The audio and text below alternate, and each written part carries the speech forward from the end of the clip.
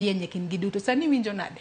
Awinjo maber, anyalo gone Nyasaye erokamano kuom telona e telona mokwongo atemo lakini oketa bedo jaloyo e kind jogo mane watemo godo. Mar ariyo, agone anyuola mangima mar RMS kwachako gi jatendwa maduong' SK Macharo kwa biro piny nyaka jatendwa mar weche mag chano chenro mag tije mabeyo mano Linus Kaikai, kachiel kwa biro piny nyaka mar Ramogi TV J Bonyo kod producer wa duto kamoting'o Ken Mugaje Lieta ndalono nitiere Ipolo Simfros Okinda e kind mamoko nikech kok watiyo kodgi kanyakla to onge gino mwanyalo timo. Story kata sigana go wuok ga mana kwa tiyo kodgi kanyakla.